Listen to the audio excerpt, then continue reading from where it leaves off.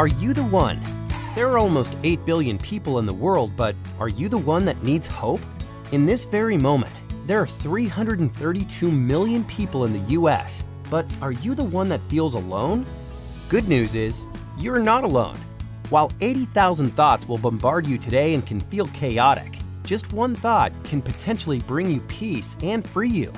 Join us today, together with our guests, as we sift through the challenges, pains, questions, and victories in life. In sharing our stories, are you the one that will be inspired to take the next step toward fully living the purposeful and abundant life God created for you? Welcome to Are You the One? Hey everybody, welcome to Are You the One? Thank you so much for being on the journey with us. Life isn't the same without you, so come on.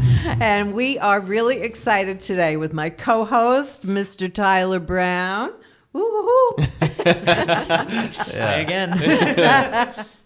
And our guests still in, Matt and Faith. Yes.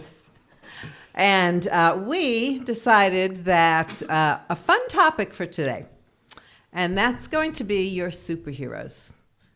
Who are your superheroes? I mean, we live come on, there's been nothing for the last 15, 20, 30 years maybe, other than superhero movies. Superheroes.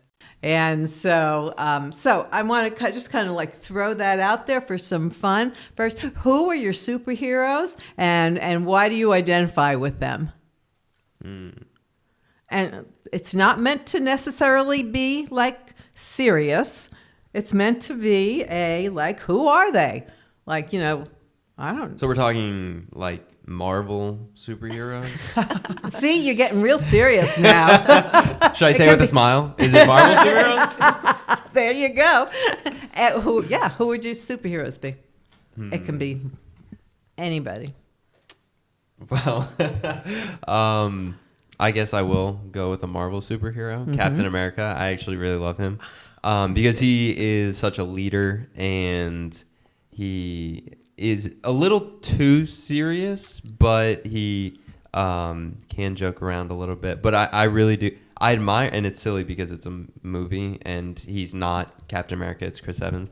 But I admire how the character Captain America leads with his voice, but he also leads with his life. He's not a hypocrite. He does exactly what he tells others to do. He is very authentic and genuine. He sticks to what he believes in, and yeah, that was a little too serious. But yeah, Captain America. No, there we go. That's good.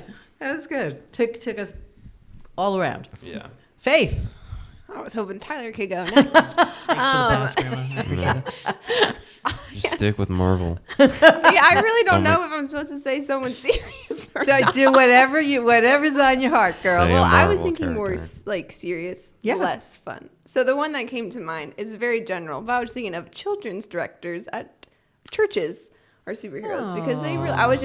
I'm thinking of that because I saw the Christmas Eve children's pageant and I was like, whoa, that's really chaotic. And I know the lady that is a children's pastor back at my home church, and I was like, wow, she really does a lot. So that's more serious, less fun. That's just what I was thinking. Because I'm like, wow, that's kind of hard. That's a hard job. But have you seen Captain America? I mean, if we're talking Marvel, then I'm Iron Man all the way. Iron Man. Okay. Yeah.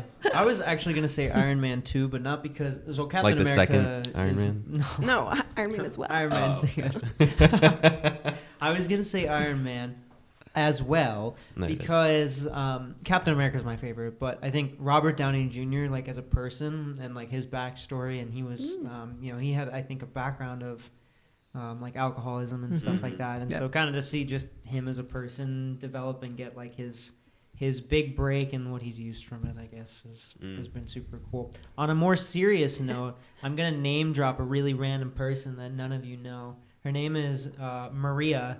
And she works for the Salvation Army in Phoenix. And the reason I say this is because we worked with the Salvation Army and did the their giving drive they do with the giving angels, and you have a list of items and stuff. And I did that through my work, and I think we're able to do like 100 of the tags, which is super cool. And it's like my favorite day of the year. I rent a U-Haul truck on the company dime, of course, and and I drive all the presents to the Salvation Army, and we drop them off. And it's the only time I've ever driven a truck that size, and it's terrifying. But Maria runs the entire show over there, and she kind of showed us a little bit of what their warehouse looks like on the day of and stuff, and it is crazy. I mean, massive. The amount of presents that they get, the organization that goes into it, all that. I don't know how she does it. I don't know how any of them do it. So just people that are so willing during the holiday season to do things like that, and to really dedicate. Some people dedicate time, a few hours during the season to do stuff, and people like her dedicate like their whole lives to it, and I think that's amazing, because I don't know if I could do and manage the scale that they do. So Wow, yeah, that's cool. Okay, so my superhero, this is like old school, okay? Superman. Okay, and now you're gonna get like a really weird view into like this mind here. Okay. Right. Because I was so convinced because of watching him, like he put this thing inside me that I could fly. And so as you didn't try, did you? yes, so as a kid, I would line up the picnic tables in our backyard, so that there would be end to end. And then I would get like a towel or something as a cape. No, I did this really. And I would run the length of the tables and jump off. And I was shocked. Every single time I was shocked that I actually didn't fly. It wasn't just what once. What did I do wrong? It was again and again and gosh. again and again. Wow. Like if I do it faster, if I do it, maybe the cape needed to be lighter. Maybe You were just doing it wrong. Yeah, it was. Yeah. Right. So I needed to so I was so convinced I could do it, which now I know why we got to this place, because it switched into my dreams, right? Because in your dreams you can fly, right? Like when you're a kid, at least, right? Mm-hmm. And so, but like kid dreams, often as you get older, you lose that ability to fly in your dreams, and like more serious, sometimes dark things, etc., start, invading and pervading your dreams. And, but like it comes back. So. In your dreams? Well, it did for me. It came back. Oh. So. Yeah. And you were able to fly? I was able to fly. Wow. Yes. I was able to hover. That's pretty cool. Even in my dreams, whenever I tried, I always fall. I'm serious. I always fell whenever I tried. Yeah. So like hover, do all these amazing things. So did you ever do you realize that dreams often are from God? And like very often dreams can be prophetic. Like really kind of like a foretelling of something in your life. So whether it be in an actual dream, but what are your dreams? Like, what do you dream of? What do you dream about for your life, for the life of those people around you, maybe for the people who are listening? Like, what inspires you to think that you can fly?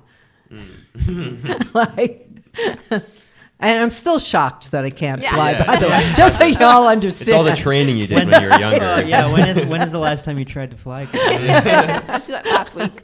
Exactly. I am not telling. We got some tables in the back. We could give it a try. Well, I think to answer your question, if it wasn't a rhetorical question, I guess. It wasn't. Okay, perfect.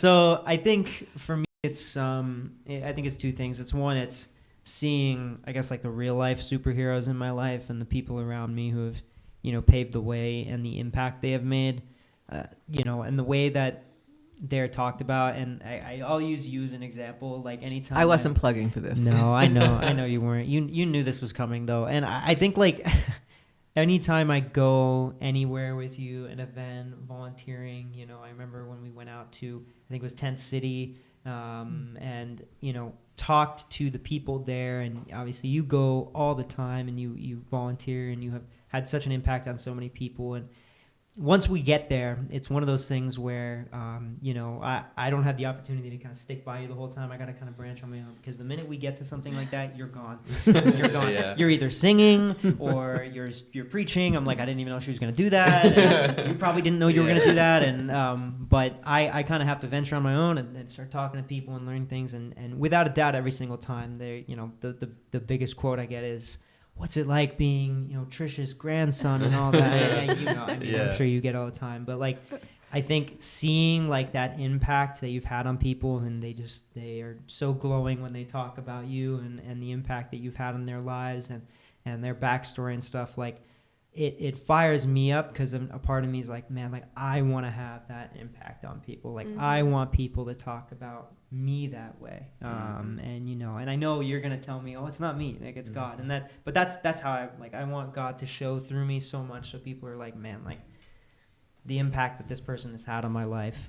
So I think that fires me up. And then I think we have a feeling inside when we do good for others. I think I don't know how to explain it, but like that feeling that I get is just, again, even the other day when I went and delivered those presents, like seeing that, and I stayed for a little longer. I was like, I'm going to skip work for an hour, and I'm going to go, hopefully they're not listening. Well, I'm going to go and help them get the presents and bring them and stuff. Like just that stuff fires me up in a way that like nothing else really does. So I think that's kind of what motivates me.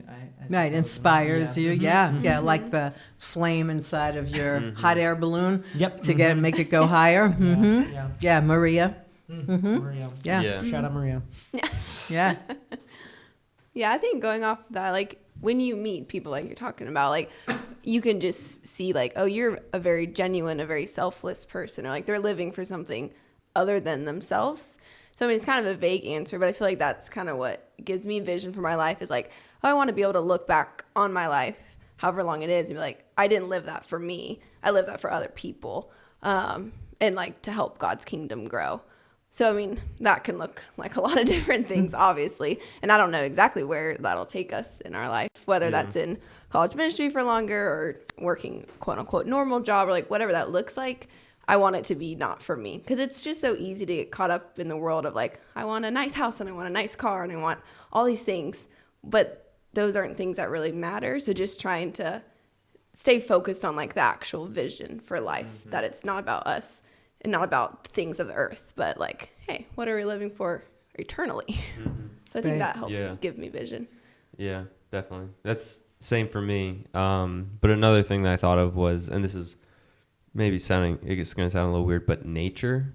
So Faith and I live in the mountains in North Carolina, and it's beautiful. It's very different. Everything here is red and brown. Everything there is green and blue. So it's a little different change. Color palette. Yeah, it's a big change. They have trees there. Do you guys know what trees are? Yeah, and Not grass. seen one. Yeah, ours are decorated. Yeah. We got some fake ones. Yeah.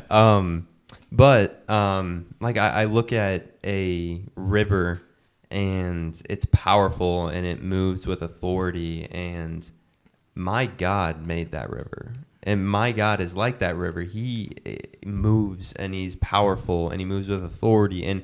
And all the world's waters, like every single drop of water in the entire universe, he can hold in the palm of his hand.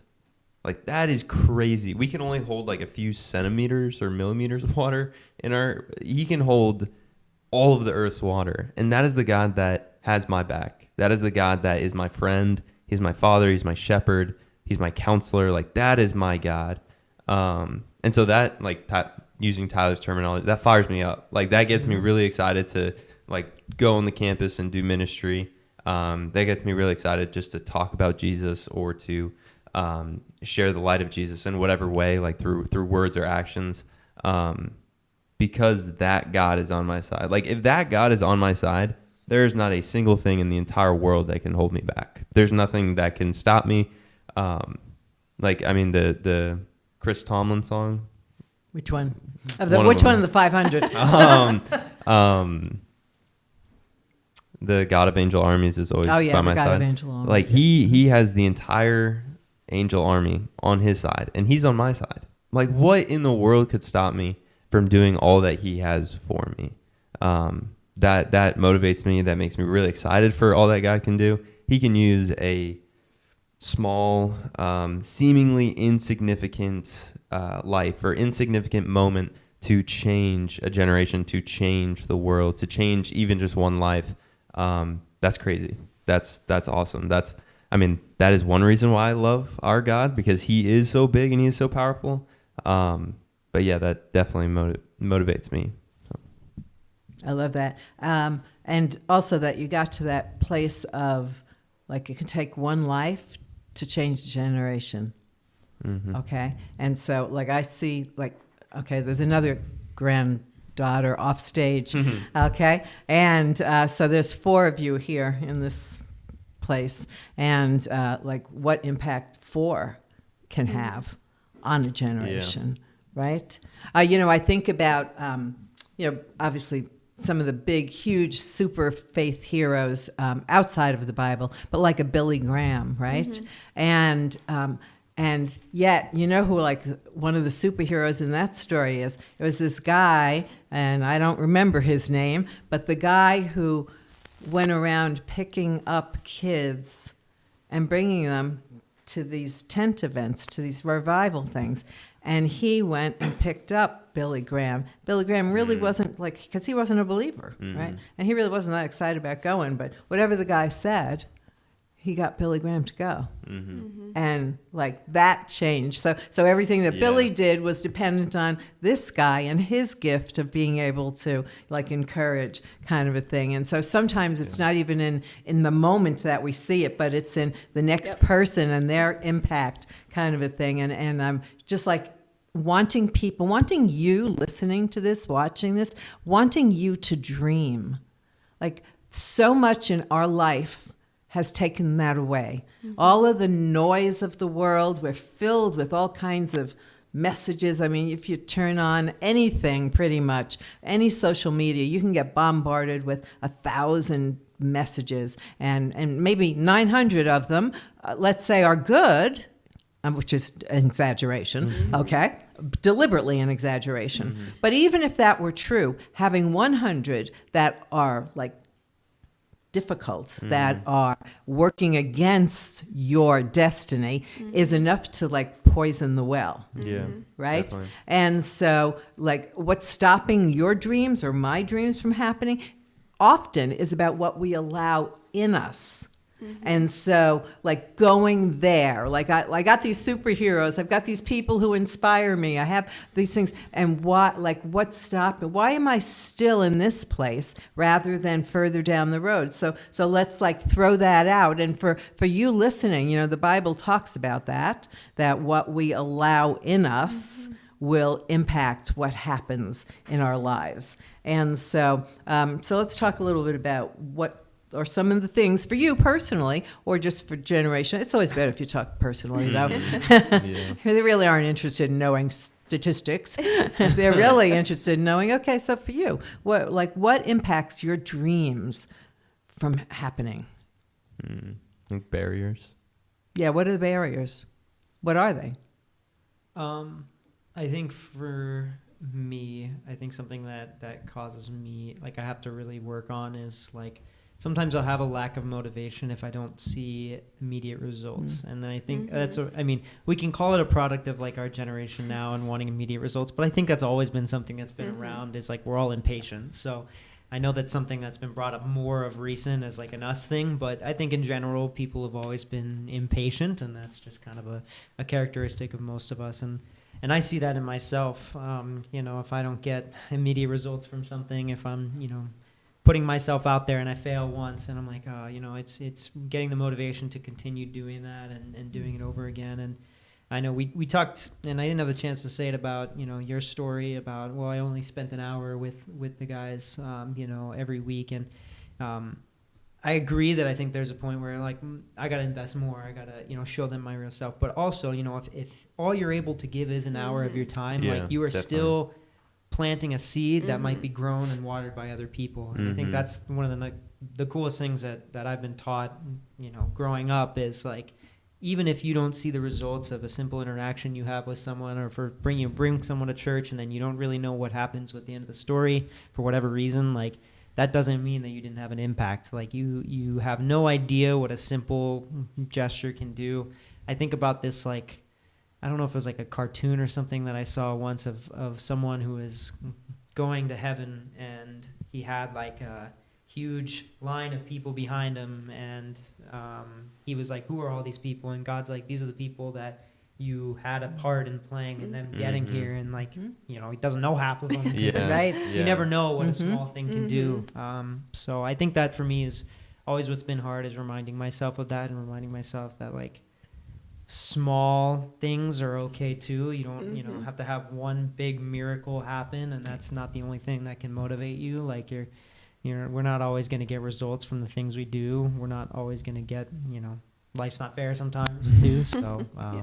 Well, and I think, biblically, one plants, another waters, another, you know, So, yes, very often we don't necessarily see it in that moment, but if you look at it from a spiritual eyes, you know, which is probably the way to try to look at some of those things, is like, okay, so I planted in there, and then and my prayers are going to water it, you know, whether they're out of my life or not. Right? My prayers can water those seeds. So yeah, definitely.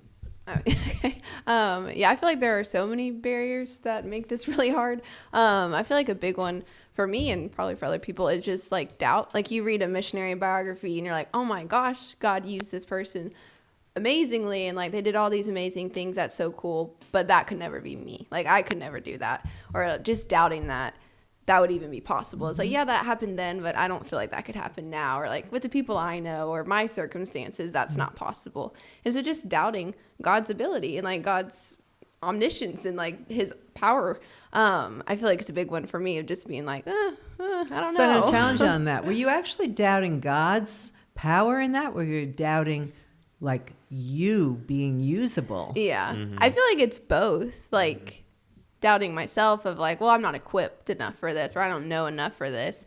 Like I can't even read my Bible every day. How could I go do this? Whatever it may be. But I feel like the root of that is also not believing that God is capable. Because it's like, if I believe God is fully capable, then I know that he could do it through me. So I feel like it's kind of a both and, probably. But I also think what Tyler said is very true. It's hard for me to keep vision for myself, like a bigger vision than just the practical moment. And so I feel like, I mean, in our life with college ministry, it's like, if I'm just thinking right here and now, I'm going to play pickleball with this girl, that's going to feel very like mundane and not that exciting. But it's like when I have the vision of like, oh, this girl could change the world, or she could change her workplace when she goes and becomes a lawyer, or, you know, whatever it might be. If I don't have that vision, it's kind of not really worth it, because I'm just like, oh, I'm playing pickleball again, or like going to grab Starbucks with this girl. And so it's hard to keep that vision though. Yeah. So I feel like that's a big barrier too. Well, and even if do you even have the vision? You know, the Bible talks about without vision, right? My people will perish, right? And so, like, do we have a vision for what we're, like, it's easy to say about dreams, but do I have a vision for that? Yes. If I have a vision, then I can, like, literally picture it. I can feed into it. I can, you know, but without that vision of where I want my life to go, where is that, what is that dream, right? Sure. And the Bible says that God gives us the desires of our heart. Like he puts stuff in, like, already in us. Yeah. That there are things that like we'll never be able to do apart from him. Yeah, definitely. And that's I mean, going along with everything y'all have said, like, that is one thing that we do as a staff team once in a while during our meetings. We'll like dream up visions for ourselves and for our students. Like oftentimes I'm a very practical guy. I think, you know, here and now. I don't think future. But what we do is like we practice thinking about our future. What do I want my life to look like in 10, 20 years? What do I want my students' lives to look like in 20 years? Like I want them to have a family. I want them to be following the Lord and discipling their children. I want them to be invested in their community at church. Like I want these things for my students. And so like Faith said, going to play pickleball with a student, like that has a lot more meaning now if you start thinking of it from the perspective of, hey, this is a small thing, but this is going to give them a piece, a small tool, a small skill that they will eventually, it'll cultivate into they're a great father, they're a great husband, they're a great wife, whatever. And I think going off on a different one is fear of man. I think that's definitely a barrier for myself and all of mankind. Like I think everybody has a little bit of that. Just like, man, what are people going to think of me? What if I don't do this right? What if I say the wrong thing? What if I stumble over my words? What if I don't share the gospel the right way? What if I miss a piece? Like you can play the what if game all day long. And I think that is a huge barrier for so many people, and especially we see with students like that. What if my friend, I share the gospel with my friend and they don't want to be my friend anymore? Like, yeah, that's a real thing. Like that can happen. Jesus promises that will happen for some. And that's hard. That's a hard thing to wrestle with. But at the same time, we got to change our perspective. It's the God of the universe that we serve. It is so much bigger than just us. And the momentary embarrassment or the momentary rejection. Like we're not responsible for their response. We're responsible for our faith, and God rewards our faith. He doesn't reward our fruit. Like the fruit is the reward. So if you share the gospel with somebody, your reward in heaven is not based on how they respond. It's based on, did you do it? Mm-hmm. Did you have the faith to do it? Mm-hmm. So I think, yeah, definitely changing our perspective on that a little bit is helpful when we're dealing with fear of man. So. I love that. And I think that is, yes, a very common, very, very common place for a lot of people to pull back is that. And are you the one who, like, what are your dreams? And have you, like, actually pursued that? Even if you don't have a picture of it. Like, my challenge to all of you watching and listening is, what is your dream? And what is stopping you from moving into that dream? Because that dream is not just about your life. That dream, ultimately, it's about God and others. It's about the kingdom. I mean, God says, right? Like, that prayer that we pray so often, right? Let your kingdom come, right? And it's going to come through us here. Like, it's how it happens. It comes through us. So a challenge to each one of us for this year, a brand new year, right, is like, move into our dreams. Move into the place that God's calling us, because there's a dream inside of you that no one else has.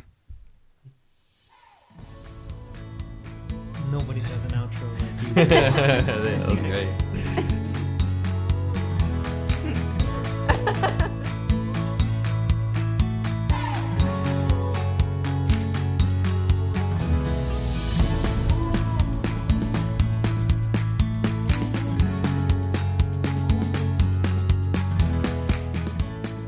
Thank you for listening to Are You the One today. We are grateful that you chose to get into the messiness of life with us. We pray that you have been encouraged and blessed and are ready to perhaps take that next step. Remember, you are not alone. Please visit our website, areyoutheoneshow.com, for resources and reinforcements to help you navigate your way to the heart of God and His great plans for your life. Join us again next week as together we dive into the deep end of life's issues on Are You the One?